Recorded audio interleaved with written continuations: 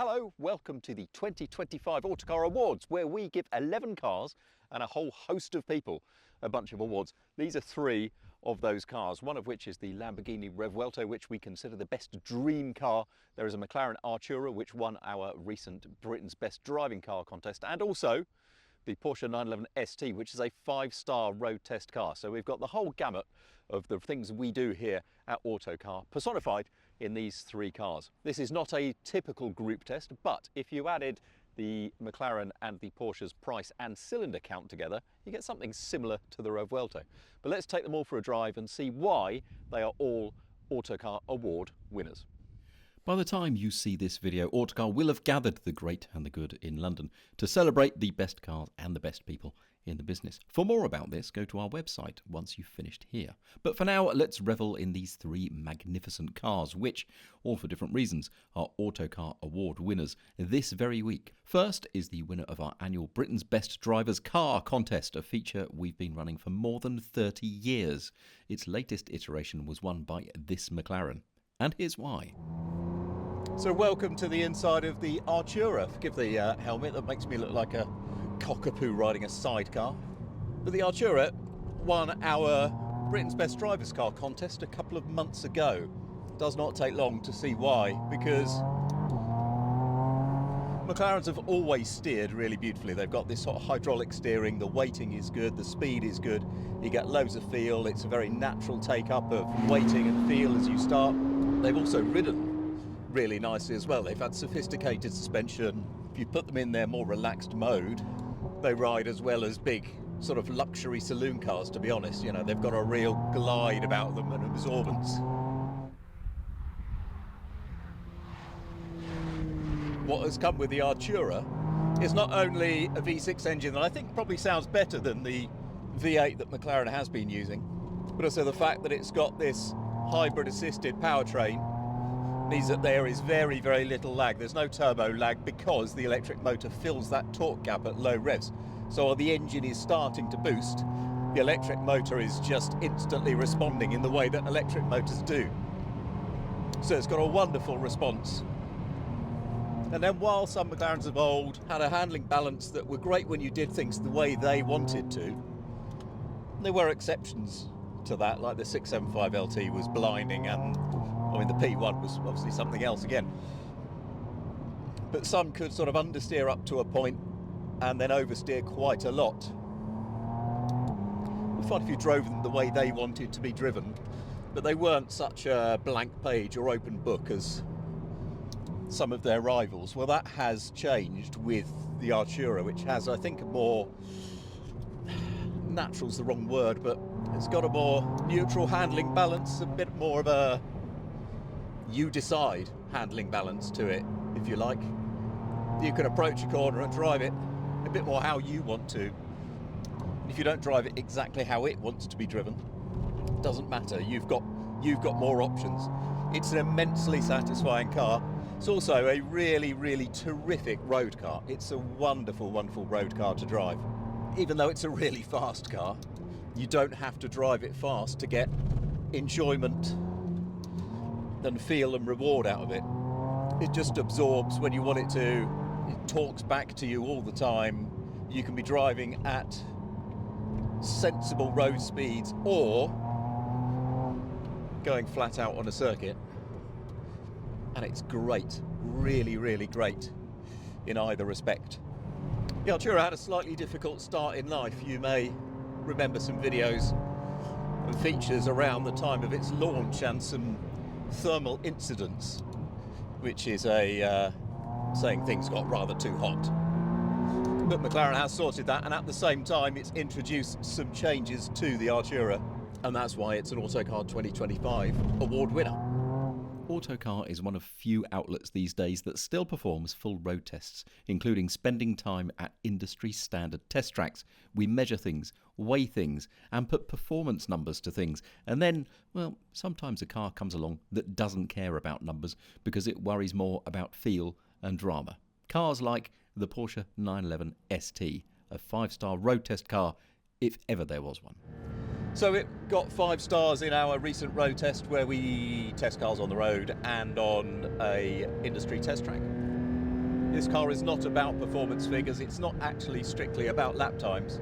And although it is a road car, it is still absolutely wonderful on a circuit like this one.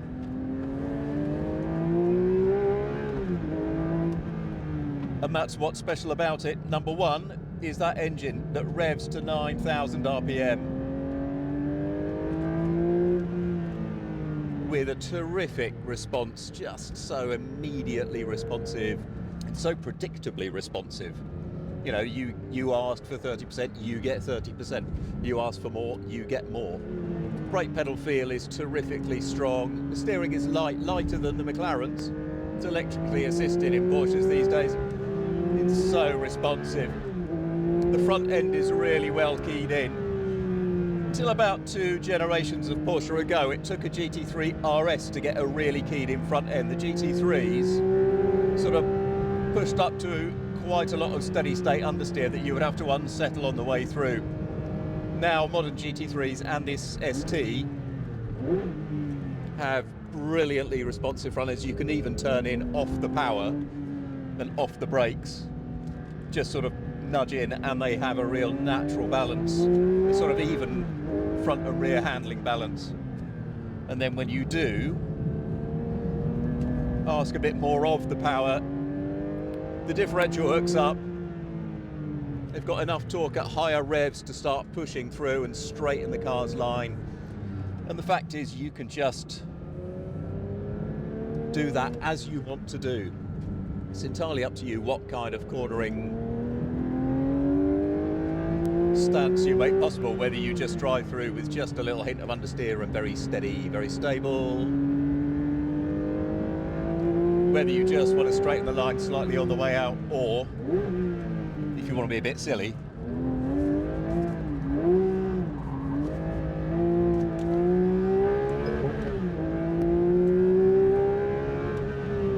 it's just wonderful. It is just brilliant. A wonderful, wonderful driver's car. It's the sort of car that somebody says, there's 1 gallon of fuel left in the world, what are you going to do? What are you going to use it on? What are you going to drive for that last gallon? Tell you what, for me, a 911 ST on a day like this, on a circuit like this, is right up there. Is right up there, and you just stay out until the fuel ran out. What a thing. So that's 2 cars of 6 cylinders each. What about a car which has 12 all to itself? Can it sound as good as this?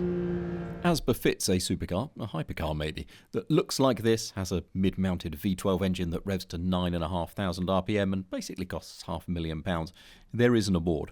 Our best dream car for 2025 is the Lamborghini Revuelto. This is still the mother of all supercars. Nobody else puts an engine quite like this, in a location quite like that, in a car that looks quite as dramatic as this. This is Autocar's dream car in the 2025 awards. And that back there has just scared the crows, is predominantly the reason for it. And the combination of that engine plus the electrical assistance gives this car an astonishing amount of power, like mind-bogglingly silly amounts of poke. And with the drama of the appearance and everything else, you could be lured into thinking that it is all theatre, it is all drama, it is all, I mean, very fast, but bluster and pace and nothing else. But I picked this car up from a place about 200 miles away from here and drove it up partly on the motorway and then on some Welsh back roads. And actually, as you start to go through some twistier B roads, A roads, you start to go, hang on a minute, there's a really seriously good chassis under here that has got a real delicate compliance to it, steering that feeds back really sweetly. And although it's capable of doing that on a circuit, really as a road car, although this is a big car, it's an incredibly, impossibly dramatic looking car. So wide, so low. A real true successor to the Miura and the Countach and all of the V12 Lamborghinis that have come in between. It upholds that lineage, but it is also a really keenly focused driver's car that is good fun at sensible speeds on normal roads. And you might not have expected that. I wasn't sure I expected that. There's not really understeer to speak of. Brake pedal feel is absolutely terrific. Throttle response is great. The steering's really nice. It's quite light, but you get back exactly what you would want to get back from it. The handling balance is adjustable. It just adjusted its line nicely out of that corner. Roll is well contained. Pitch and dive are really well contained. There is a seriously good driver's car in a chassis that somehow accommodates all of this power.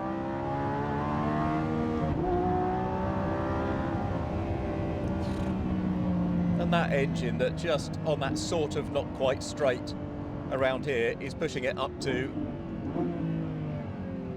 140 miles an hour, just like that. It's a brilliant car. It's so easy to justify why we'd consider it our dream car in the Autocar Awards this year. I love it. And I love the Porsche and the McLaren too. Maybe the Porsche most of all. For more on these award winners and all of the brilliant people and cars that have won in the 2025 Autocar Awards, head to autocar.co.uk or find us on the newsstands as we have been weekly since 1895. Thank you for joining me. I would love it if you'd subscribe to this channel, and I'll see you next time.